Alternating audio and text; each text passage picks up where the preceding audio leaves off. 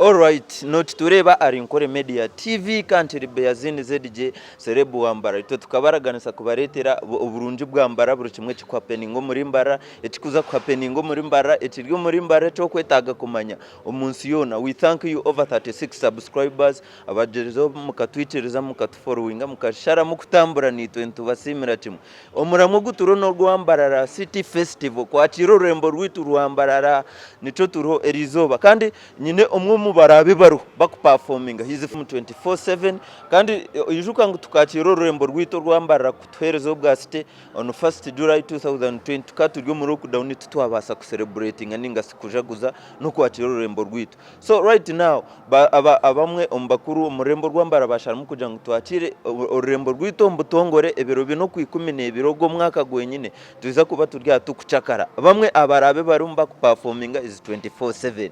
Hello sir, how are you? I'm good brother, thank you. Katugambaro Nyankore turi Mbara wasibaje? Nasibaje shaniwe. Amazina gawe. Amazina ni Rodgers Gains 247 uri butere vari Nkore Media. Abari Ankole n'abaramsi amwe n'abakuturebero kunakuri Bushenyi Shaka Kampala Dubai mwe nantubaramsi.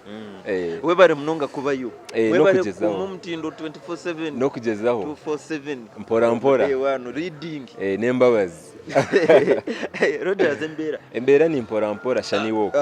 Nituja kuganira bya 24/7 but for today reka tuganira cha Mbarara City Festival.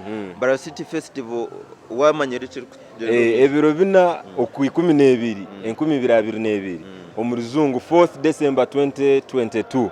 The only place to be is Mbarara. Orge kabaro orge busenyo ko wanyu mcharo oje na chairman na sister wawe nyakwenkuru bona bine ko baro. Come and witness the goodness of Mbarara. Yes. Confirm that you perform. Yeah, of course. 24/7 will be performing live. Like no doubt, no nothing. We're already cleared. So be there or be nowhere. Come be part of us. Have fun, enjoy.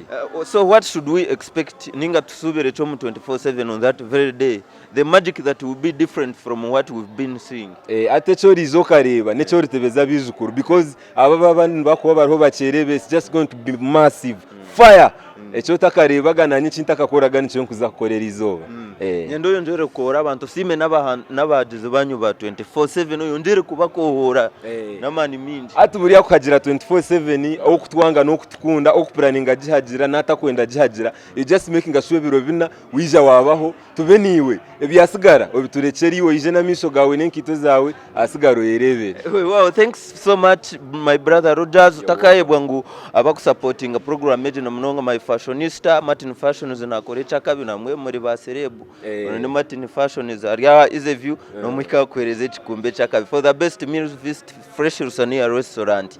Rodgers ni chamache chitumire mwako mu mutindo nka 24/7 niko kantu kunkwenda ka muhero cyo kubanza nerahanga icya kabiri nemico biyonka bibiri abandi mwenu abandi abataka barabereho babe nico baje yeshaba ahasigaro gire mico urebe cyo rabi nka ice breakers biza bakajanga mubahe yo bwa lessons ni mubahereza ayitwe twinituma because nebyensi no fancha kare no wabisigaho so najiro unabisiga nkabisiga munini impurandije nyo twine buzibunaje. Finally tell everyone to come on 4th December Mbarara City Festival. All right, abana abakuru ba mami ba daddy ba auntie ba shenkazi mwena ba ex na ba girlfriend aba latest nabiti kuzafuna umisho making sure ngo biro bina December be part of us izobirebe ebyo takarebaga byonka just wonders and miracles gonna have fun. We just can be part of us. Twagamba binji mabasa kujantubia konka bize berebere na misho gawe. It is free entry.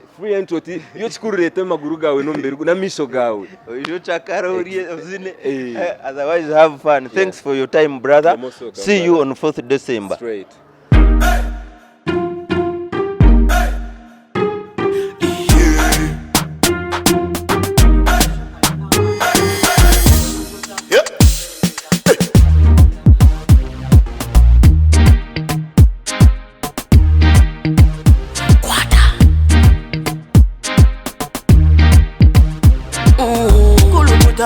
Selecta, kuluta lingale kale.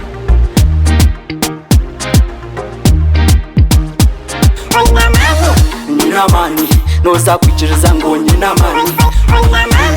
Nina mani, no sakukakasa ngo nina mani.